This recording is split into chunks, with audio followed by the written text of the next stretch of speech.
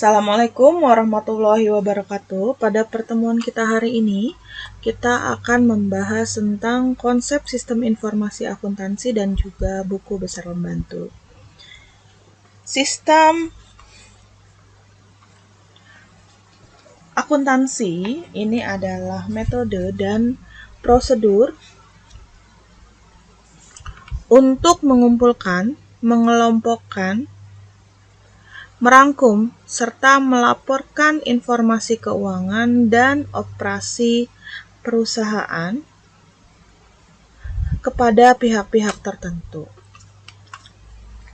yaitu meliputi dokumen-dokumen yang memberikan bukti atas terjadinya transaksi, peristiwa-peristiwa, dan catatan-catatan, neraca saldo, kertas kerja, dan hasil laporan keuangan. Sistem informasi akuntansi dapat berupa manual ataupun elektronik atau terkomputerisasi.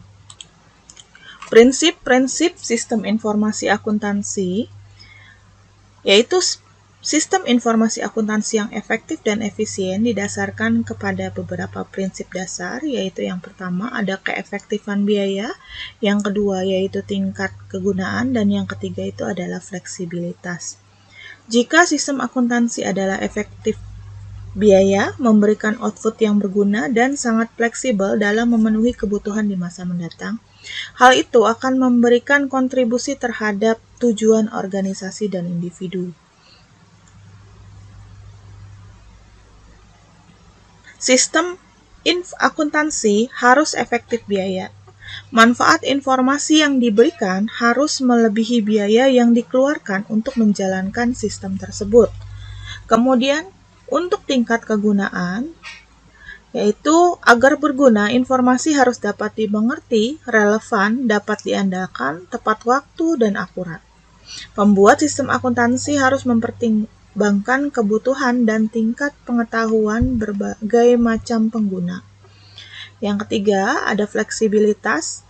Sistem akuntansi harus dapat mengakomodasi berbagai macam pengguna dan mengubah informasi yang dibutuhkan. Sistem harus cukup fleksibel dan memenuhi perubahan permintaan informasi yang dibutuhkan.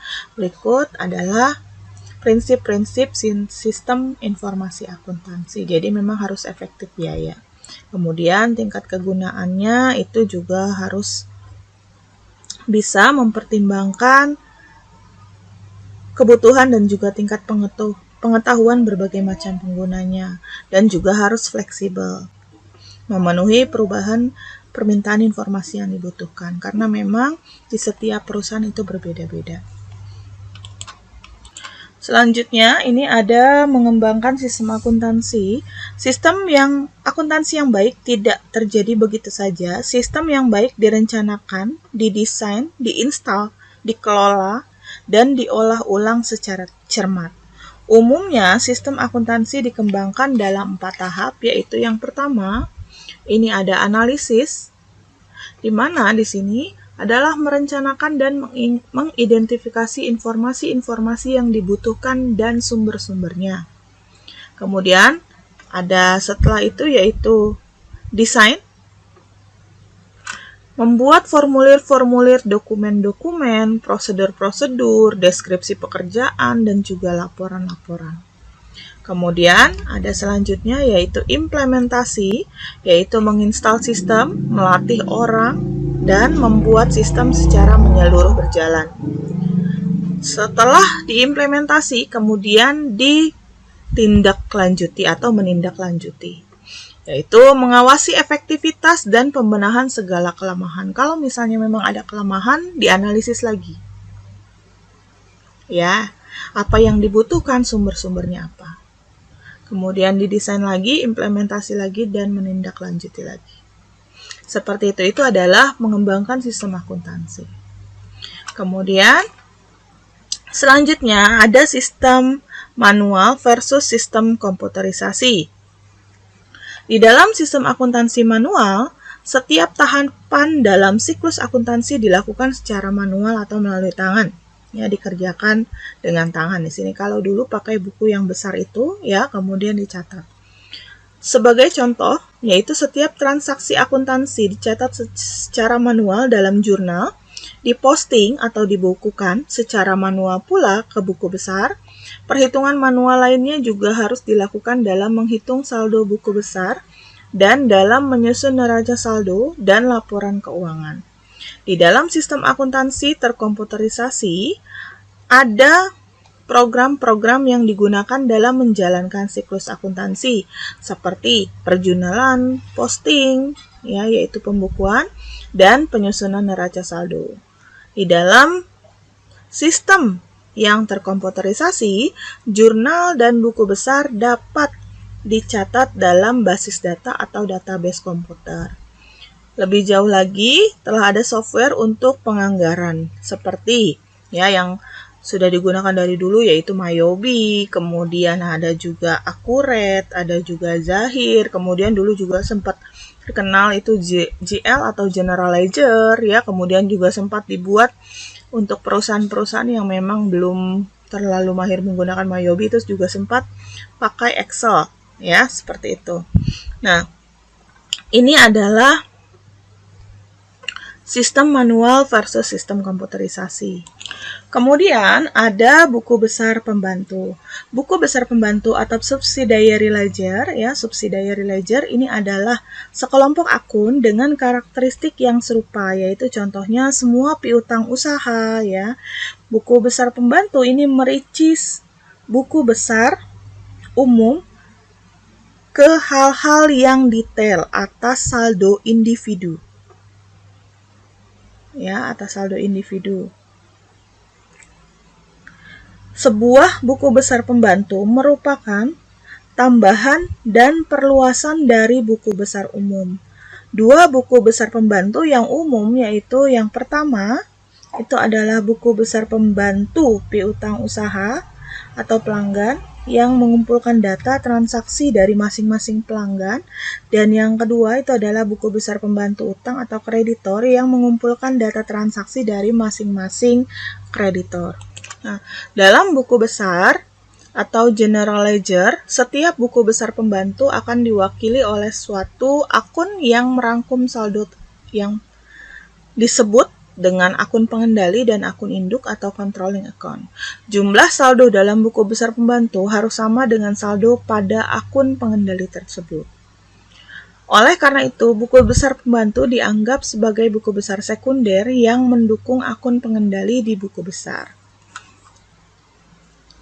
Selanjutnya, ini ada buku besar pembantu piutang. Ini ada akun receivable subsidiary ledger atau akun buku besar pelanggan. Ya, ini seperti yang tadi saya sebutkan ada dua, ya, ada yaitu buku besar pembantu piutang usaha dan buku besar pembantu utang usaha. Jadi memang di sini untuk yang pertama, ya, yaitu buku besar pembantu piutang usaha, yaitu mendaftar pelanggan berdasarkan urutan abjad. Akun pengendali dalam buku besar yang merangkum seluruh transaksi debit dan kredit untuk setiap akun pelanggan individu adalah piutang usaha. Dan buku besar pembantu utang usaha atau account payable subsidiary ledger atau buku besar kreditur mendata kreditur berdasarkan urutan abjad. Akun pengendali yang terkait dalam buku besar adalah utang usaha.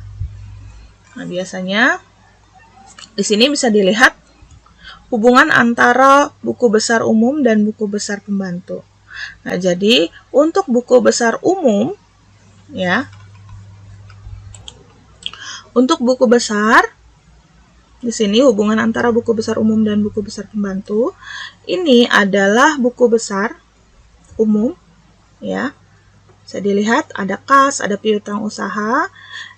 Untuk kas dan piutang usaha, ya, ini adalah akun pengendali, ya, dari subsidiary ledger atau buku besar pembantu piutang ini. Ya, akun receivable subsidiary ledger. Ya, akun receivable. Nah, jadi di sini bisa dilihat kas, piutang usaha, ya. Ini masuk dari pelanggan A, pelanggan B, pelanggan C, pelanggan D. Ya. Jadi di sini kalau misalnya ada piutang usaha, ya, langsung dimasukkan ke dalam namanya. Misalnya di sini yang meminjam adalah PT A atau pelanggan A, berarti dari buku besar umum ini akan dimasukkan ke dalam pelanggan A. Nah, ketika dibayar, ya, ketika dibayar itu kan melalui kas atau bank, ya. Nah, ketika dibayar, ini akan mengurangi dari piutang usaha dari pelanggan A. Tuh, makanya di sini untuk yang di atas ini adalah buku besar umum yang merupakan akun pengendalinya, ya. Yang di bawah ini adalah buku besar pembantunya. Ya, buku besar pembantu piutangnya. Kemudian kalau dari buku besar umumnya yang di sebelah kanan saya ini ada utang usaha dan juga modal pemilik. Ya, untuk utang usaha ketika kita berhutang, ya, atau kita memiliki hutang, akan dimasukkan hutang tersebut kepada siapa? Ya, nah hutang tersebut nanti akan berpengaruh terhadap modal pemilik. Ya, kenapa? Karena kan ketika kita membayar, ya, itu hutang usahanya akan berkurang. Itu adalah buku besar pembantu hutang.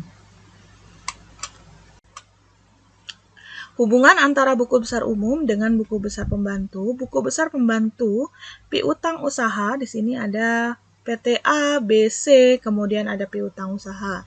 Untuk piutang usahanya di sini merupakan summary, ya, untuk di debit yaitu 11.500.000 dan di kredit sebesar 7.300.000. Kita bisa lihat di halaman selanjutnya. Ini adalah rinciannya, yaitu yang pertama di tanggal 11 Januari ini ada penjualan kredit sebesar 1 juta kepada PT A. Ini langsung kita masukkan ke dalam buku besar pembantu piutang. Di sini masuknya. 11 Januari. Sebesar 1 juta. Kemudian setelah itu ada tanggal 13 Januari. PT B ini berhutang atau kita ada penjualan kredit sebesar 5 juta, berarti kita masukkan lagi ke sini. Ya, tanggalnya sama, 13 Januari. Hutangnya adalah 5 juta di sisi debit.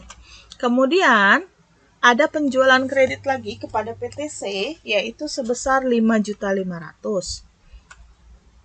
5.500.000 tanggal 23 Januari sehingga saldonya juga 5.500.000. Nah, sehingga ketika dijumlahkan 1 juta, 5 juta, 5.500.000, maka di sini di piutang usahanya itu sudah jelas 11.500.000.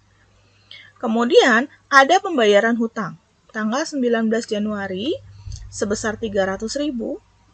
Kemudian tanggal 20 Januari PT B ini 4.500.000. Ini juga langsung dipindahkan ke dalam subsidiary ledger, ya, terutama di account payable atau account payable subsidiary ledger atau buku besar pembantu piutang, sama ya. Jadi di sini tanggal 19 Januari 300.000 dimasukkan. Karena di sini sifatnya adalah pembayaran piutang, maka posisinya akan berada di kredit sebesar 300.000, sehingga saldonya tadinya 1 juta jadi 700. Ya, karena 1 juta dikurangi 300 hasilnya 700. Kemudian tanggal 20 4.500.000 PTB. Kita lihat tanggalnya tanggal 20 Januari. Kemudian kreditnya yaitu 4.500.000. Hasilnya 5 juta dikurangi 4.500.000 adalah 500.000. Di PTC tanggal 29 Januari sebesar 2.500.000, kita lihat lagi ya, tanggal 29 Januari di sini dibayar 2.500.000. Berarti kalau dibayar berarti kita taruh di kredit. Saldonya berarti 5.500.000 dikurangi 2.500.000 hasilnya adalah 3 juta. Seperti itu adalah untuk buku besar pembantu piutang usaha. Demikian pula dengan buku besar pembantu utang. Kalau untuk buku besar pembantu utang, berarti di sini untuk